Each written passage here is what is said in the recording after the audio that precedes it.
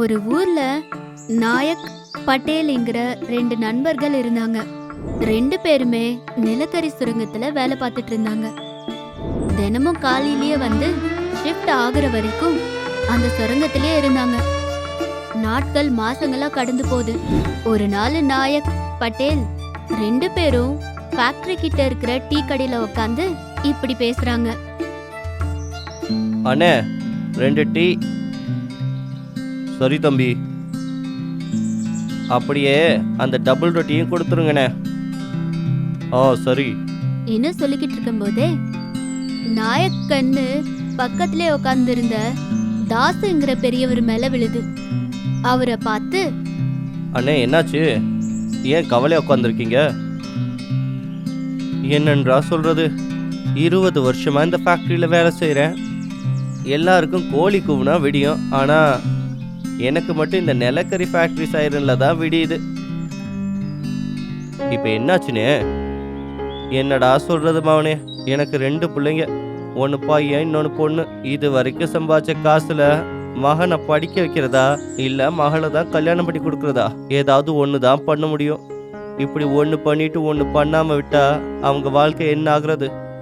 சரி, மையன் எப்படியாவது பொழைச்சிக்குவான். முதல்ல மகளை கல்யாணம் பண்ணி அனுப்பிச்சி வச்சிடலான்னு ஆலோசனை பண்ணியிருக்கேன். அப்புறம் என்னங்கண்ணே, மகளை கல்யாணம் பண்ணி கொடுத்துட வேண்டியதானே? அதுதான்டா நினச்சேன் மகனே. ஆனால் நேற்று தான் இருமல் சளின்னு ஆஸ்பத்திரிக்கு போனேன். அங்கே டாக்டர் என்னை டெஸ்ட் பண்ணிட்டு என் நுரையீரல்லாம் பாலா போச்சுன்னு சொல்லிட்டாரு. எனக்கு சீக்கிரம் ஆப்ரேஷன் பண்ணலைன்னா நான் செத்துடுவேனா. இன்னும் சொல்லிக்கிட்டு இருக்கும்போது நாயக் கருணையா பார்த்துட்டு இருந்தாரு. சரி, வயசாகி போயிடுச்சு. இனிமே மிஞ்சி போனா 5 வருஷமோ 10 வருஷமோ, அதுக்கு என்ன இப்பவே போயிடுறேன். போறதுக்கு முன்னாடி மக கல்யாணத்தை பண்ணிக்கமான்னு அவகிட்ட சொன்னா, உங்களை சாவடிச்சுட்டு என்ன கல்யாணம் பண்ணிக்க சொல்றீங்களா அப்பா, பண்ணிக்க மாட்டேன்னு சொல்லிட்டா.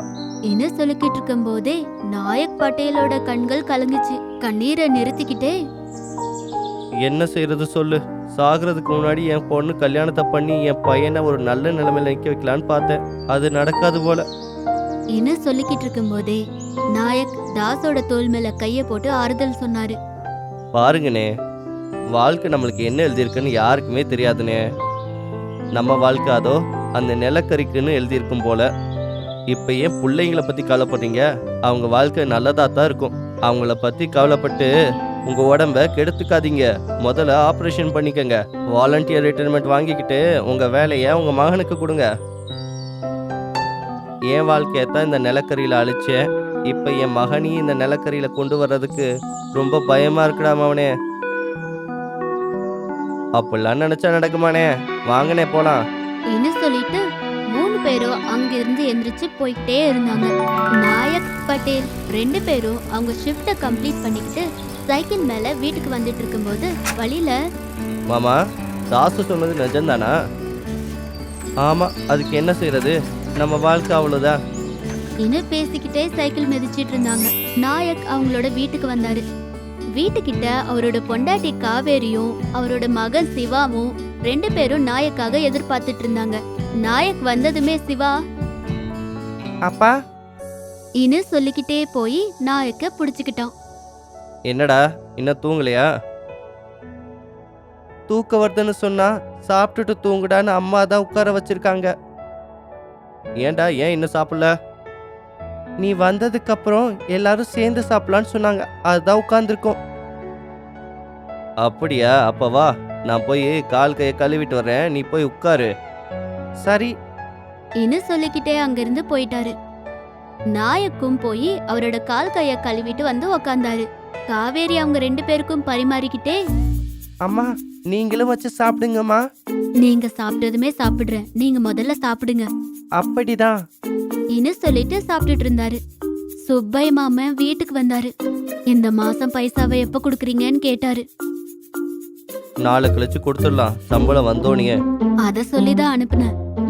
அம்மா நான் சாப்பிட்டுட்டேன். இன்னும் கொஞ்சம் வைக்கவா? வேணாம். சரி, அப்படின்னா போய் படு இன்னும் சொல்லி அனுப்பிட்டாங்க. அவன் போனதுமே நாயக்கும் எந்திரிச்சாரு. அத பார்த்து காவேரி, என்னாச்சு, எல்லாம் சாப்பிடலையே? நானே எல்லாத்தையும் சாப்பிட்டேன்னா உனக்கு என்னடி இருக்கும்? என்ன சொன்னாரு. அந்த வார்த்தையை கேட்டு காவேரி சைலண்ட் ஆயிட்டாங்க. வீட்ல மல்லிகை சாமான் ஆயிடுச்சு. என்ன சமைச்சு அதெல்லாம் எங்களுக்கே வச்சுட்ட. இது கூட எனக்கு தெரியாதா? நீ ஒரு தடவை பட்னியா இருந்தாலும் எங்க வயிறை நிரப்பலான்னு பாக்குற. ஆனா புருஷனா நானும் உன் பசியை தீக்கணும் தானே. அதனால தான் எனக்கு போட்டதுல பாதி உனக்கு தான், சாப்பிடு. ஏன்னு அந்த தட்டை காவேரி முன்னாடி வச்சாரு. நாயக் செஞ்ச வேலைக்கு காவேரி கண் கலங்குச்சு. அந்த நாள் அப்படி போச்சு. காலையில ஆச்சு. காவேரி எந்திரிச்சு வீடு வாசல் கூட்டி நைட்டு தின்ன கிண்ணத்தெல்லாம் கழுவிட்டு, வீட்ல எதுவுமே இல்லையே, இப்ப என்ன சமைக்கிறது, எப்படி சமைக்கிறது, இப்போதைக்கே பக்கத்து வீட்ல உப்பு காரம் அரிசி எல்லாம் கடனா இருக்க இன்னும் நினைச்சுக்கிட்டே இருக்கும்போது சிவா வந்தான். அம்மாவை பார்த்துட்டு சைலண்டா பின்னாடி திரும்பி போயிட்டான். அத பார்த்து காவேரி, என்ன வேணும்டா ஒன்னும் இல்லம்மா, சும்மா தான் வந்தேன். இன்னும் சொல்லிக்கிட்டே அங்கிருந்து போயிட்டான். ஆனா காவேரிக்கு மகனோட பசி தெரியும். பாத்திரம் எல்லாம் காலியா இருக்கிறத பார்த்து எதுவுமே கேட்க முடியாம போயிட்டான்னு தெரிஞ்சு காவேரி அழுதுகிட்டே இருந்தாங்க. காவேரி அழுகும்போது நாயக் அங்க வந்து, என்னாச்சு? அழுதா கஷ்டம் போயிடுமா? அழாத. அவன் அம்மா பசின்னு கேட்க முடியாம வந்து பார்த்துட்டு எதுவுமே சொல்லாம போயிட்டாங்க. அது நினைச்சாவே அழுகையா வருது. ஏதாச்சும் கடன் கிடைக்குதான்னு பாக்குறேன், இரு. கடன் வேண்டாம். பெட்டில என்னோட வெள்ளி கொலுசு இருக்கு, அதை வித்துருங்க. தேவையான அளவுக்கு அரிசியும் வாங்கிட்டு வாங்க. கொழும்பில்லாட்டியும் காரம் போட்டு சாப்பிட்டுலாம் சரி. இன்னு சொல்லிட்டு அங்கிருந்து வெளியே வந்தாரு. பட்டேல் ரோட்டு மேல நடந்துகிட்டே நாயக்கு தெரிஞ்சாரு. நாயக்க பார்த்ததுமே பட்டேல், எங்கடா போற மாமா? கடை வரைக்கும் போயிட்டு இருக்கேன். எங்க போயிட்டு இருக்க? நானும் கடைக்கு தான் போயிட்டு இருக்கேன்.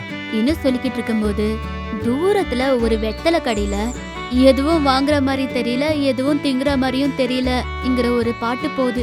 அத கேட்டு பட்டேல், மூர்த்தி அண்ணன் நம்மளை பத்தியே சொன்ன மாதிரி இருக்குல்ல அந்த பாட்டுல. நிஜம்தான் மச்சான். இந்தா வீட்டில் சாப்பிட்றதுக்கு அரிசி கூட இல்லை.